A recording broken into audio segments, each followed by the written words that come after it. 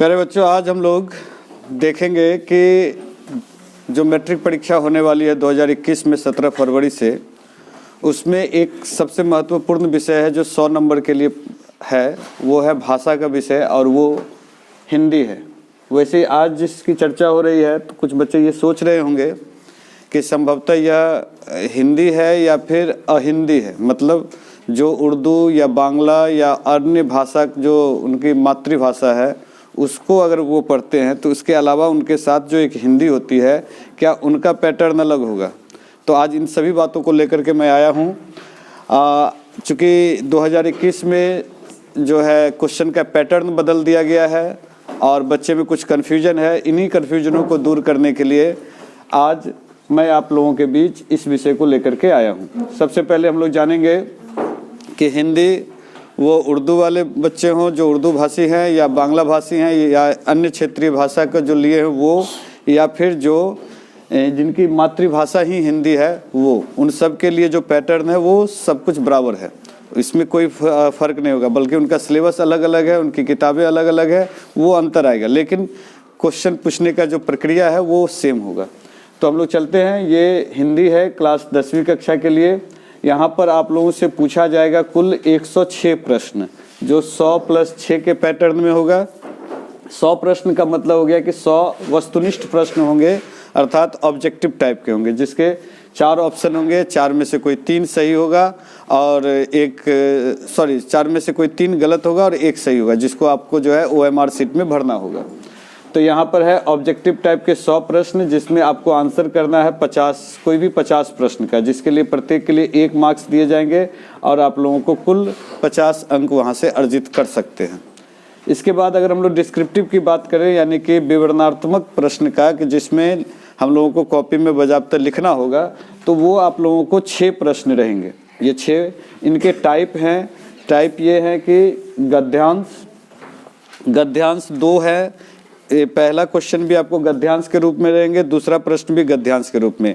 उस प्रत्येक में जो है 2-2 गद्यांश रहेंगे, यानी पहला जो प्रश्न होगा उसमें भी 2 गद्यांश होंगे। गद्यांश का अर्थ होता है कि कोई एक पैसेज, यानी कि एक कोई भी कहानी या कोई भी मुद्दा पर एक जो है 10 पंक्तियों का, 5 पंक्तियों का जो है आपके क्वेश्चन में रहेगा और उन्हीं पंक्तियों से जो है 5 प्रश्न पूछे जाएंगे।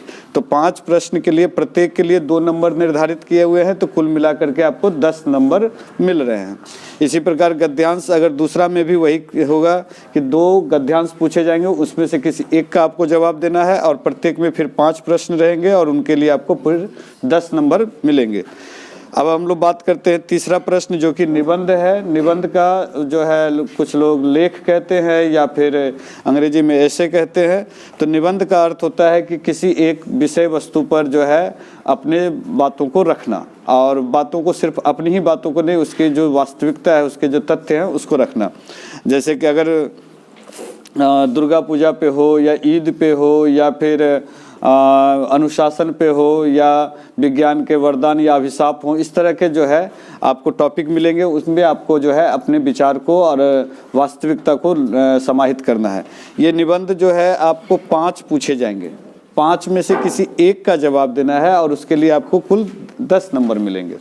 और ये निबंध में जो है ये समझना होगा कि निबंध का कि ये जो 5 है उसमें से एक में से 10 नंबर मिल रहा है, तो इसको कितने शब्दों में लिखेंगे।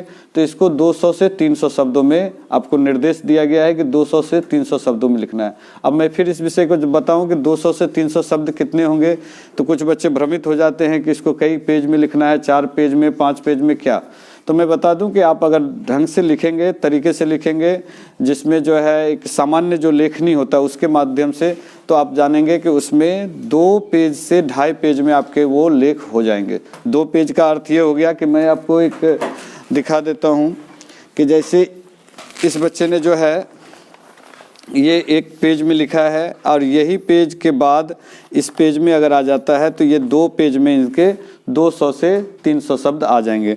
मैं ये जो बच्चे ने लिखा है इसी को अगर गिनती करते हैं तो 1 2 3 4 5 6 7 8 9 10 11 12 13 14 15 16 17 18 19 20 21 22 23 24 25 26 27 28 29 30। अब जरा सोचें कि 1 2 3 4 पंक्ति में लगभग 35-40 के, अभी तो गिनती में 30 है, कुछ यहाँ पर छुटा हुआ, तो इस तरह से 35 के आसपास अगर शब्द आ जाते हैं 4 में, तो एवरेज जो है आप सोच लेंगे कि इसके हिसाब से कितने लिखना होगा। तो उतना खैर वहाँ पर समय नहीं रखना है कि कैलकुलेट करके अपने आप को कंफ्यूज करना है। मैं आपको हैबिट बता रहा हूँ कि आप अभी भी समय है आपके पास 17 फरवरी तक का, तो उस दरमियान आप निबंध को लिखने का जो है प्रैक्टिस कर लें। और उस प्रैक्टिस में आप पाएंगे कि निबंध जो है 200 से 300 शब्द में लिखने का अर्थ हो गया कि 2 से 2.5 पेज तक, एक पेज और उसके बाद वाला दूसरा, और फिर अगर चाहें तो 4 लाइन अगर हो जाए तो ठीक, अन्यथा कोई बात नहीं है। तो निबंध का अर्थ यही हो गया। 5 निबंध पूछे जाएंगे, उसमें से एक का कोई जवाब देना है और आपको मिलेंगे 10 नंबर। अब मैं बात करता हूँ पत्र या आवेदन पत्र पे। एक पत्र होता है कि जो हम अपने संबंधियों को लिखते हैं, मित्रों को लिखते हैं, और एक होता है जो हम प्रशासन को लिखते हैं। जो प्रशासन को लिखते हैं, जहाँ पर किसी समस्या का समाधान के लिए उनसे बात करते हैं, तो उनको कहा जाता है आवेदन पत्र, जिसको अंग्रेजी में एप्लीकेशन कहा जाता है। और ये अमूमन जो पत्र होते हैं जो अपने संबंधियों को लिखते हैं, तो उसको कहा जाता है लेटर। तो ये जो है आपको 2 रहेंगे, एक पत्र रहेगा अथवा में दे करके आवेदन पत्र रहेगा। आप दोनों का प्रैक्टिस कर ले और जैसा प्रश्न पूछा जाएगा उसका आप जवाब दें। जैसे कि अगर प्रश्न ये पूछा जा सकता है आवेदन पत्र के रूप में कि अपने प्रधानाध्यापक के पास एक आवेदन पत्र लिखें जिसमें आप छात्रवृत्ति की मांग करें, या फिर अपने प्रधानाध्यापक के पास एक पत्र लिखें जिसमें पुअर बॉय फंड हो जाए, सॉरी अंग्रेजी में छात्रवृत्ति हो जाए, गरीबी छात्रवृत्ति, या फिर 4 दिनों की छुट्टियों की बात हो जाए, या परीक्षा शुल्क माफ़ करने की बात हो जाए, या फिर हम अपने किसी प्रशासन को लिखते हैं पत्रकारिता में कि मेरे यहाँ एक बहुत सारी समस्या है, उन समस्या का समाधान पत्रकारिता के माध्यम से आप करें। तो कुल मिलाकर के हम अपने जो प्रशासनिक पद होता है उनके विषय में आपको उनको लिखना पड़ता है, वो कहलाता है आवेदन पत्र। और ये बहुत महत्वपूर्ण है। उसमें लिखने का एक तरीका होता है जो मैं किसी दिन आपको बताऊँगा वीडियो क्लास के मार्फत से कि किस प्रकार से उसमें लिखा जाता है और मार्क्स किस प्रकार से प्राप्त किया जा सकता है। पत्र की बात रही तो पत्र जो है अपने आप में एक बहुत महत्वपूर्ण लेखनी है। वैसे हम लोग आधुनिकता में बहुत चीज़ खो चुके हैं, पत्र लिखना बंद कर चुके हैं, क्योंकि अब जो है हमारे पास टेक्नोलॉजी है, हम किसी से भी बातचीत कर लेते हैं, वीडियो कॉलिंग कर लेते हैं, साक्षात सामने आकर के बातचीत कर लेते हैं, तो इत्यादि बहुत सारी सुविधाएं आ चुकी हैं। लेकिन जो पत्र लिखने का जो शैली है ये अपने आप में एक बहुत महत्वपूर्ण है। तो जैसे कि मुझे याद आ रहा है कि पंडित जवाहरलाल नेहरू ने अपनी पुत्री को, इंदिरा गांधी को, पत्र लिख करके नैनीताल में जब वो पढ़ती थी तो पत्र के माध्यम से उनको जो है शिक्षा देते थे। और वो जो है पत्र जो है बाद में प्रकाशित हुआ नेहरूज लेटर के नाम से, और वो बहुत ही प्रचलित हुआ। तो इसका अर्थ है कि पत्र एक बहुत बड़ा माध्यम था एक समय में, और उनकी लेखनी का जो प्रक्रिया है वो बहुत ही महत्वपूर्ण है। तो पत्र आपको लिखना आना चाहिए।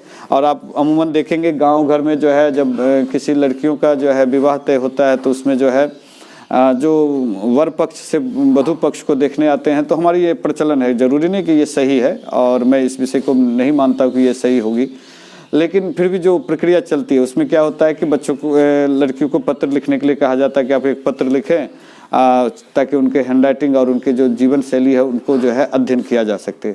उनके हिसाब से वो सही है, मैं ये भी नहीं कह रहा कि वो पूरी तरह से गलत है, लेकिन है। तो पत्र आपको लिखना आना चाहिए, और पत्र लिखने का शैली मज़ा ही अलग है।